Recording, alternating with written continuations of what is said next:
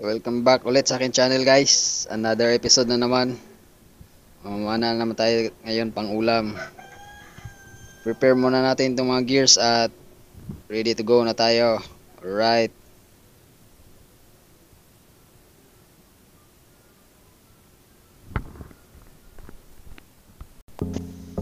At sa mga bago pa sa channel ko, please subscribe to my channel para palagi kayong updated sa mga bagong videos na aking ilalabas. Alright. As usual guys, dito pa rin ako na mamana sa spot ko kung saan maglalakad pa rin tayo kasi di pa talaga naayos yung motor ko. At ito yung pinakamalapit na spot ko kapag naglalakad lang. Kaya dito pa rin tayo. At ayan, umabot na nga tayo dito sa dagat guys. Sobrang ganda ng dagat today. Napakakalmado ng dagat. Crystal clear water ng Panglao. Right.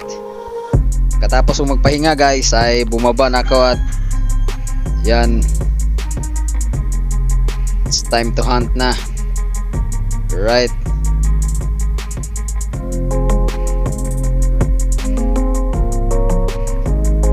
At ito yung unang dive natin sa araw na to.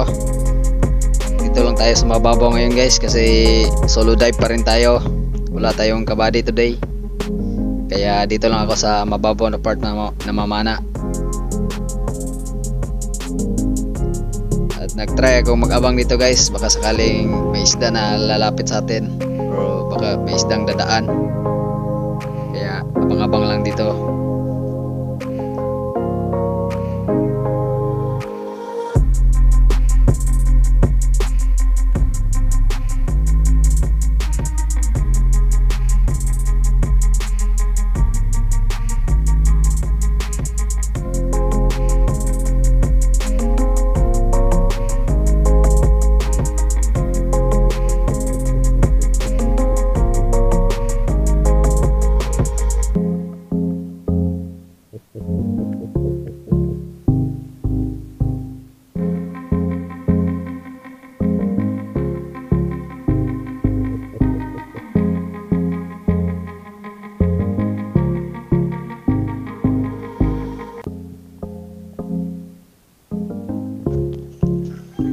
Wala talagang nagpakita guys, kaya umahon na lang ako at bumante sa unahan.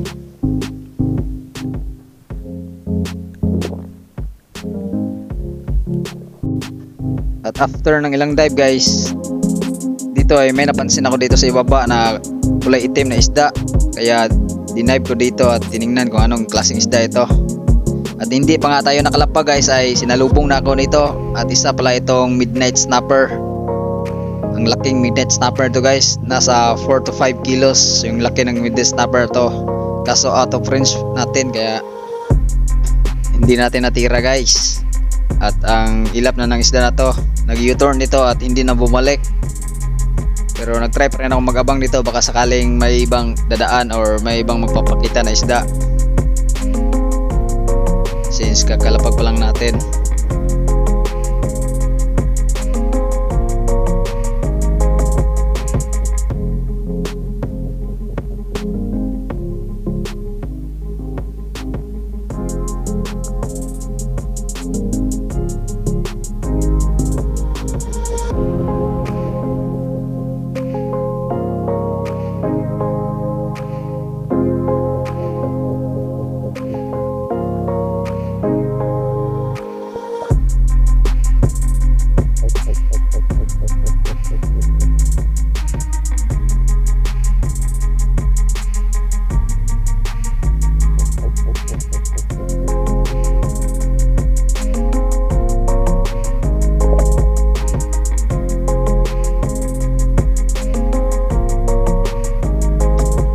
Wala talaga ang ibang nagpakita guys, kaya umahon ako at dumiretso dito sa unahan.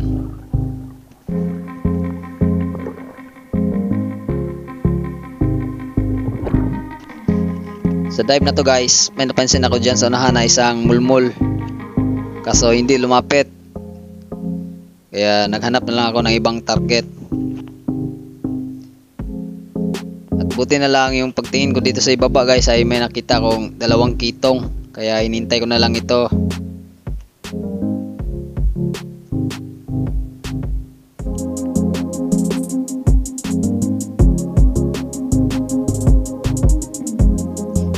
At buti naman at lumapit tong dalawa na to guys. Wala ko sanang i-double kill to guys, kaso hindi sila naka-align, kaya siniguro ko na lang yung isa.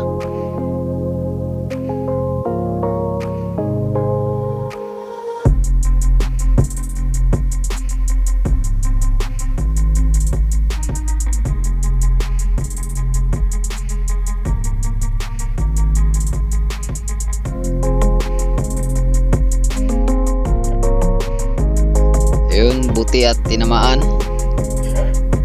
Buti at hindi nakawala tong isda na to guys, kasi napaka-daples lang talaga yung tama niya, sa pisngi lang yung tama.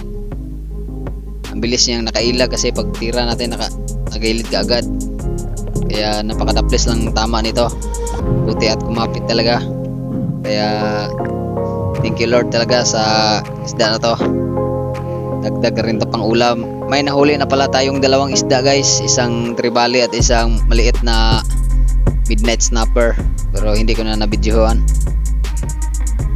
At ito yung pangatlong isda natin sa araw na to, isang kitong. Alright,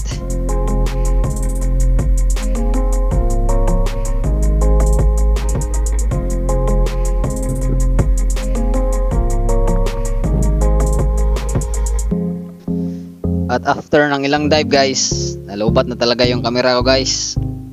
At dito nag-drop ako dito kasi may nakita akong grupo ng mga mulmul, pero may natira ako ditong kitong guys, kaso hindi na umabot yung camera natin, hindi na nabidyohan yung pagtira kasi nalubat na talaga, sayang.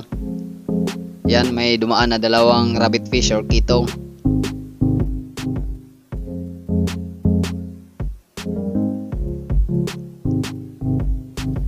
Pero hindi na umabot yung camera natin, nalubat na siya. Kaya ito na lang yung video natin. Pagtingin ko sa camera ay lubat na, kaya ito pag neutralize ko ng isda ay inoon ko ulit. At ito na lahat yung huli natin guys, 4 na piraso lang, pero ayos na rin pang ulam. Sold na ang pang ulam ito. Right guys, medyo mainit na yung mantika, kaya nunod na natin to.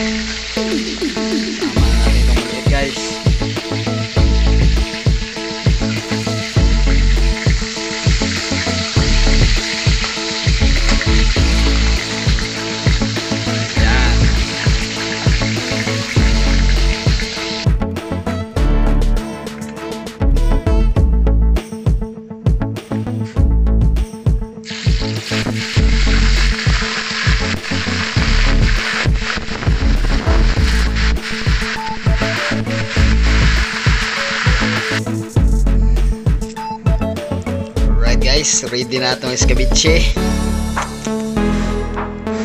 Sagpa kag escabeche. Right, hanggang dito na lang guys.